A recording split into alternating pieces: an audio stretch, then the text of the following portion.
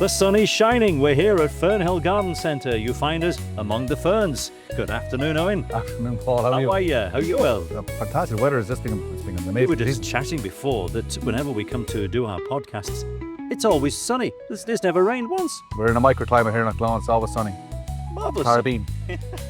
It's a good time to grow fruit. Amazing time for fruit, and that's exactly what we're going to talk about today. We're going to talk about top fruit and soft fruit. So look forward to getting stuck into it. Let's head over to the fruit area.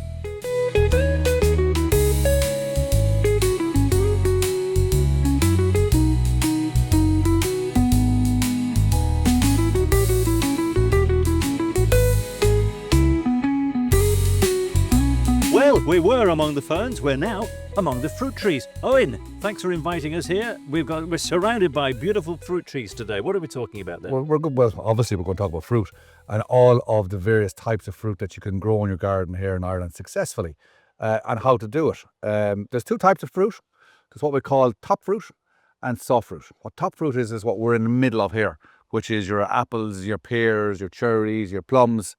That's what we call top fruit. Right. And then we'll have the soft fruit, which is your raspberries, gooseberries, etc., etc., etc. So we'll talk about them as well. Presumably because they grow a lot lower. They're lower down. They're lower down. Very I mean, every garden should have fruit, and it's not that hard to grow fruit. And this is the one of the things I want to show, a couple of different demonstrations of types of fruit that you can grow.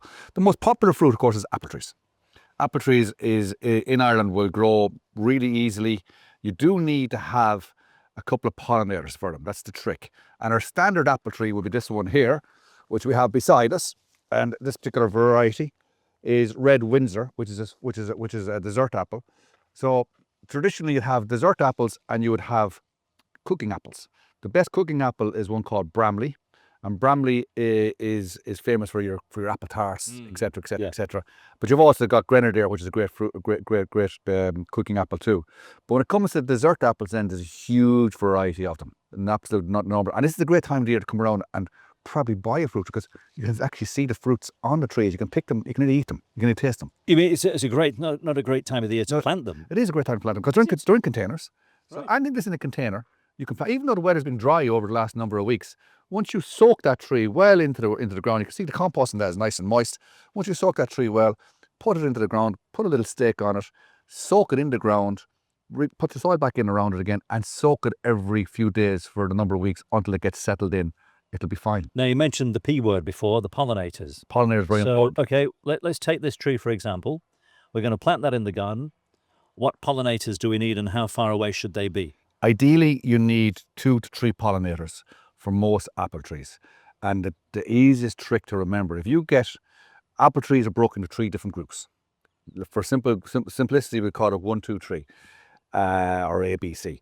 If you get an apple from group B, it'll pollinate group A and group C, as well as group B, obviously. But if you get an apple from group A and an apple from group C, they won't pollinate each other. The reason is they're not in flower at the same time. Right. And the bees aren't able to do the business at the same time. So it is important that there's 2 tricks. You either plant a Bramley apple, which is a group B, which just happens to be handy, that's group B. And we always recommend you plant a Bramley apple because it's a great cooking apple. So if you have a Bramley apple in your garden, you can literally plant any other apple tree. And Bramley likes to pollinators to pollinate it. So the perfect mix is plant a Bramley and then any other 2 trees you like, and you're in perfect condition. You will not go wrong. When you say any of the 2 trees, what kind of trees? Whatever Anything at all? Anything at all. Does they have to be fruit trees? No, any other apple trees. Any other apple trees? trees. So you have to. So you're sticking with apple trees. Perfect. But there's different types of apple trees. There's early fruiting apple trees. There's late fruiting apple trees. Right. And it's a question. Do a little bit of research on it. Come into the garden centres this time of the year when they're bearing their fruit. You can see them, and you can know what ones they are. For example, Cathy or Katya is a very early fruiting variety. It kind of round now, kind of August, September, its fruit is ready to go. But the likes of Golden Delicious would be one for later, or Granny Smith would be one for later in the season. There's a hard green apple. It probably won't be ready for ripe until nearly October. Right. So they all fruit at different times. Well, come here. The question I have for you, because I've had a tree, well, several apple trees in the garden already for about 9 years. Yeah. Only this year have they started to bear fruit. But I notice your wee beastie over there, the little fella there that you're selling, already has apples on it. What's the score there? Most apple trees that you get like this, you wouldn't actually allow it to fruit for at least 3 to 5 years. And what you would do the minute you would get your apple tree like this, you buy it in the garden centre, just like this, you would actually prune it. And I'm going to show you how to prune it now. And the reason you prune it is because you want to select 4 or 5 good branches for that apple tree to be able to grow out like an upside down umbrella, grow out like that, 4 or 5 branches evenly spaced, plenty of air to grow in around it so that it gets less disease. A tree like that is way too clustered. There's just way too many branches on it. Right. So I'm gonna be vicious with this tree here now. I'm gonna select 4 or 5 good strong branches that are kind of evenly spaced around the tree.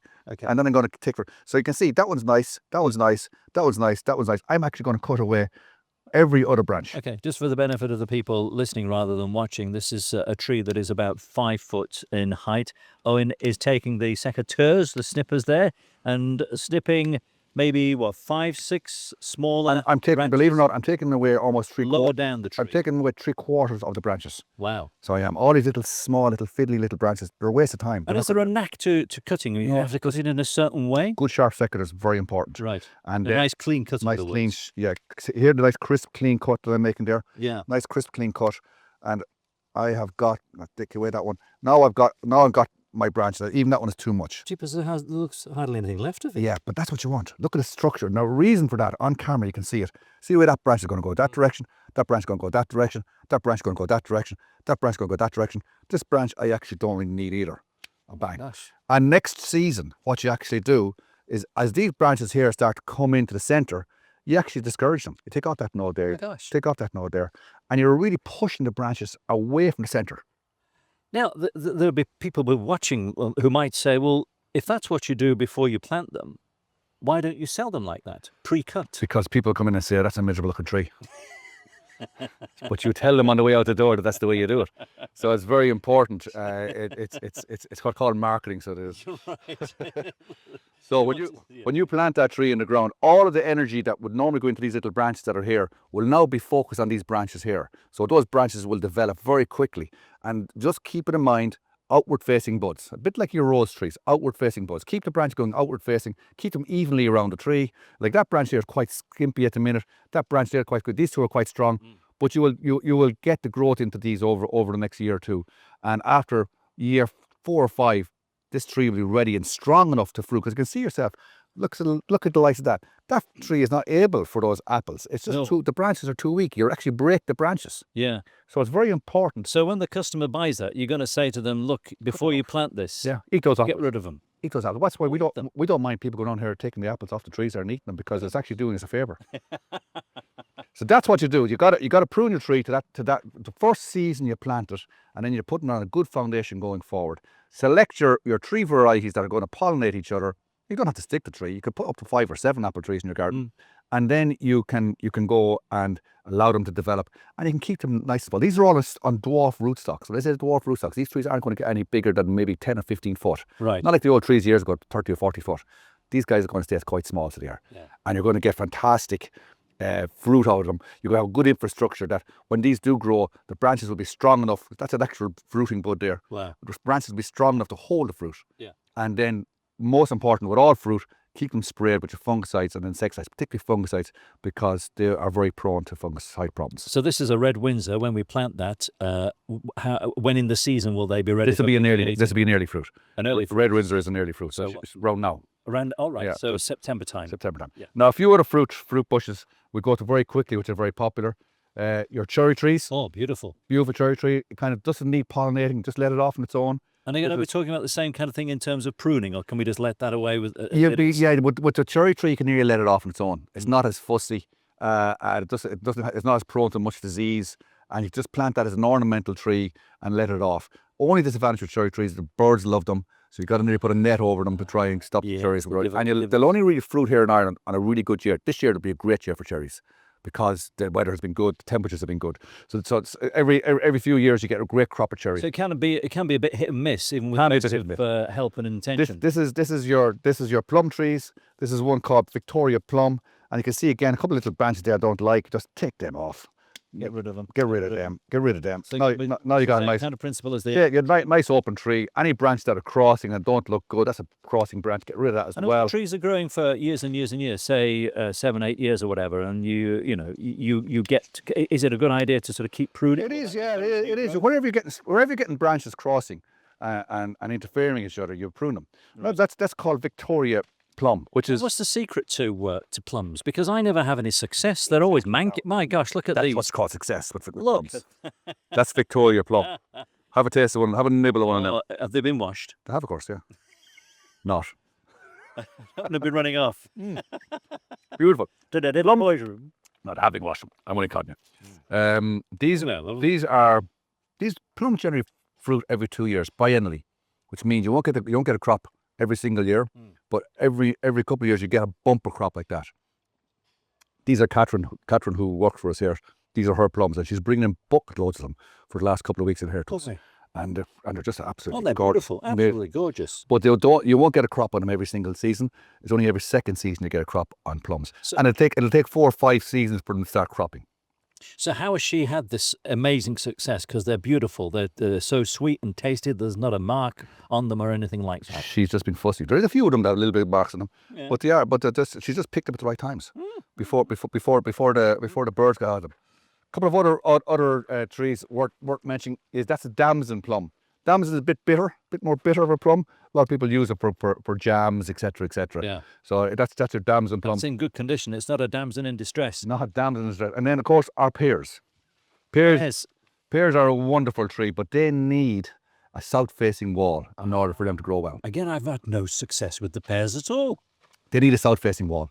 If you've got a south-facing wall, reason being, but this year again, this is an exceptional season. We've had good temperatures. They're probably going to make a fantastic crop of pears this year. But it's all down to weather and temperatures. Pears like a little bit of heat to ripen them up properly. Right. So that's our pear tree. And the pears trees best grown on the cordon on a wall, which means you actually trail them along the wall like you would almost a climber. Yeah. And you get, because the heat of the wall then allows the fruit to ripen. I see. And again, we're talking about this time of the year where they'll be ready for... There'll be, the pear. And a little trick with pears, if they don't ripen, take them off. If you're getting into end of September and haven't ripened yet, take them off the tree, put them into a paper bag with a banana, and the methane gas of the banana will help ripen the fruit. Oh, yeah, that's right. Yeah. So People often say don't put your bananas in the fruit bowl because it affects the other well, fruit. it does, yeah, it does. It ripens them all up. One other tree I have beside me here then is your grapevine. And you can see, look at the Real grapes. real grapes. And this is outside here in Ireland growing away, but you can see, they're very small. But we have grapes up inside in the more covered area and massive big bunch of grapes. You can take a photograph of them later on. Amazing grapes. So these will grow in Ireland, no problem at all. You won't get grapefruits on them unless you're in a polythene tunnel. The trick with them is you plant them on the outside of your polythene tunnel because I like the root to be cold, and bring them into the polythene tunnel or glass house, and you will get amazing crops of grapes. Can we make wine? Absolutely. Oh, Absolutely. So grapes, yeah, they do grow in Ireland, and as climate change is a thing here now, we'll probably be growing more of them. I've never seen one of those before. Yeah. I mean, I've seen one, in Greece and wherever, but not here in... I'll show you some beautiful ones in Athlone in a few minutes. Absolutely amazing. Mighty man. The grapes that size. Okay, so those are the up tree. What They're the others. The Now others. we're We're going to go soft. Well, I'm going to just show you a quick sample of how to plant one of these. Excuse me while I eat my plum. Carry on. I'm going to just select. This is a variety called. Move out of the way. Apple cornetto. And the cornetto. Cornetto. These are growing on a very, very dwarf rootstock, and they're designed to be planted into a container so that you can have them out in your patio. They stay that small. Right. And these varieties are varieties. Some of them, when you see there it says cornetto solo, that means that it is on its own, doesn't need a companion, and it doesn't need another one to pollinate. Whereas other ones you'll see there will have companion. It needs a second one for it to grow. So if you only want to grow one apple tree, you only have space one garden, ideal for somebody with a small garden, nearly even a balcony, you can grow that. And I'm going to show you how to grow it now. Just a flat. Oh, I'm enjoying this plum. Is there any more plums before we move Bucket over? on there, yeah. Work away. Okay, so we're going to take our little cornetto apple tree, and you need to put it into a container. This is a very small tree, but this is going to be in this tree for the next 10 years. So you got to buy a big enough container. Half a barrel would be ideal. But these are fantastic big pots by Elo, and they've actually got wheels on them. So that's perfect for outside on your patio area. So for the benefit of the people listening rather than watching, that pot is probably about the size of half a barrel. The tree that we're about to plant was 5 foot. We're putting gravel in the body, Bob. Gravel. There are some what looks like 20 mil pea gravel, is it? And the idea is to stop the holes from blocking up, because I'm putting compost in here next. Got the old compost. Is this a special compost? This is a special compost. This is our professional compost. Right. And what's special about it? It's got John Inns in it. It's got some everlasting feed in it. It's just an excellent compost. You know what you do now? You just put your mic down there for a second and just you need me to give you your hand. Yeah. Come on, you. Yeah. Now let's do it all agricultural side. That's the job. Yeah, getting my hands dirty here, listeners. Feeding in the Look how much compost that takes. Feeding in the compost from the wheelbarrow into the pot there. But look at the amount of compost that's after taking. That's after taking a full wheelbarrow of compost. And that means, you push the compost down so it doesn't sink too much. And you make sure that the compost is nice and moist. And then you take your tree. Give it a wee tap. Look at the roots. Excellent. Perfect. Beautiful, doesn't it? They're in good shape. Sometimes the roots are a bit rambled around. You tease them out, but this one's perfect. And you're sure up to the space. That is what the level I wanted at. So I put my fresh compost in around it. A few more handfuls in it. A bit more. A lot of people might say, well, this is all very interesting. It looks like a bit of a faff. Why would I just go and buy my apples and buy my plums? And can't beat their own apples. They're missing the point. So give us your top 3 reasons, Eoin, as to the fun of growing your own fruit. Fun is the main word. Second word is sustainability. It's great to be able to have your own fruit. It's like those plums we just ate there a few minutes ago. They're the tastiest ones you'll ever eat. They're not being packaged. They're not being refrigerated. You know what pesticides it's the rewards, isn't it? Really? And the easiest one of all is what we're just doing here now. These cornetto trees are so easy to grow, decent size, but you could actually use the top of this, because this tree is quite young. Mm-hmm. You could plant a few herbs in around this. Your parsley, thyme, little bit of coriander, sage. Just 3 or 4 herbs in around that. As the tree is young, enough compost there for it to be able to give you that. Yeah. And then you've got perfect kitchen garden. You've got your fruit in the autumn, and you've got your herbs all summer. And when does it start producing ice creams? Next year. Next year we'll be producing ice creams. But it's just so easy to do.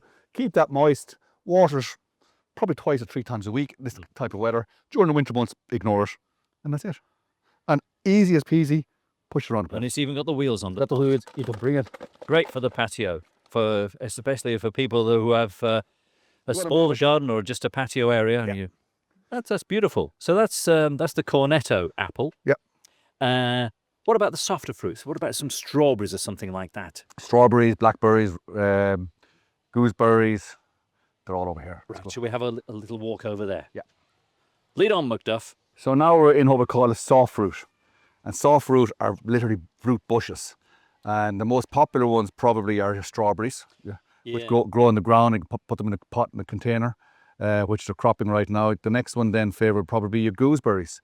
And then your blackberries, your red currants, your black currants, your raspberries, and even the blackberry, which grows wild in the hedgerows. I was going to say, what's the difference between the blackberries that you've got here for sale versus the ones that will grow wild in the hedges? Put your hand on it. Put your hand on it and you'll know why. Oh, there's no spikes. No thorns. No thorns, yeah. Yeah. And fantastic fruits. Fantastic fruits. So yeah, so the ones that grow wild in the hedges, we're not supposed to eat those. Of course you do. I thought picking them last night. Thank God for that. Yeah, I thought picking them last night. Great. They're great in a smoothie. They are. Oh, they're brilliant. Yeah. There's a bit of yogurt as well. Beautiful. Yeah, 100%. But the strawberries, you can't whack the taste of your own strawberries. Your own strawberries. There's the ones you buy in the supermarket, no disrespect, but there's no taste. They're bland. They're just like water. Yeah, you're right. Your own strawberries are special, and they're so easy to grow. A big container, a bit like the pot we had over here. You can actually plant strawberries in that pot that we mentioned there a few minutes ago. Oh, perfect. The ideal come down over, because they don't like to be on the ground with the muck. Because what happens is the fruit is lying on the muck, and then they get rotted and messy. So you need to either plant them, if you're going to plant them on the ground, plant them in raised beds, with a little bit of landscape fabric. So when they do fruit, they're lying on landscape fabric, or ideally plant them in large pots and containers or window boxes. Yeah. So they're up out of the ground and the fruit's hanging over the pot, and you can pick away as you wish. Yeah. And you get years out of them. Other ones to mention are hazelbush, So that's that's your hazel tree. Probably ones that are very, very popular at the moment is the blueberries. Oh, Everybody's going mad on the blueberries. Now, all of these are very easy to grow. The blueberries, you've got to give them a little bit of ericaceous soil. The same soil you would give for your rhododendrons and your azaleas, the blue hydrangeas. So they need a little bit of peat moss and ericaceous soil and ericaceous feed as well. Other than that, they're very easy to grow and do very well here in Ireland. And why is it that you need the ericaceous They're soil? an ericaceous plant. They like an ericaceous soil. Right. Every plant's got its own likes in the soil. In amongst all the soft fruit, it's the only one that requires that. I see. It likes an ericaceous. So just be mindful of that. Yeah. And other trees, and these are fig trees, which are a little bit exotic, as a man would say. Yes. That's your fig tree. Beautiful. Which they like. There's a nice one there. And make a nice fig biscuit. They like a bit like your pears over there. They like a little bit of sun, and a bit like your grapes also. They need to grow in a sheltered area. Right. So if you've got a nice south-facing wall and plenty of space, they do get quite large. You will get a fantastic crop of figs. But if you don't have that kind of a sheltered area with good sunlight, they'll grow away quite happy. They're quite hardy, but they won't fruit properly. And what about if you've got boggy conditions, waterlogged conditions, Won't like it. poor drainage? Do we have anything None that of would grow in None, those? none of the above. Right. Ah, right. The whole trick in a boggy area like that is you've got to raise the ground up. So even you raise up to that height here, Yeah. you can plant whatever you want. Once you Perfect. get So the nice roots- raised beds. So Nice we've raised got maybe a foot off the yeah, 2 foot foot off the ground. there. and the exact soil that you have in the garden, just once it's up out of the wetness, and you're getting a little bit of drainage, these plants will do much better for it. There we are. But That's, they do not that's like brilliant. boggy ground. That's brilliant advice. So if you have boggy ground, build a raised bed, pop some soil and stuff in there, and you'll be grand. Off you go. There we are. Wonderful. So that was great fun, and thank you very much indeed for introducing us to the joys of growing your own fruit. Yeah, it's so simple. And I think if you take nothing out of these podcasts, gardening is really simple. It's people that complicate it. So get in, get stuck in, get your hands dirty. Like I have just done. Give it a go. I enjoy doing it. Give it a go. So next time, what are we going to be talking about? We're going to be talking about houseplants. Oh, so we're going indoors. We're going indoors briefly. We'll go indoors briefly and we'll come back outdoors to maybe plant one or two up. But yes, we'll talk about houseplants. Perfect. Join us next time wherever you get your podcasts on Spotify, Apple, or of course YouTube as well. We'll see you next time.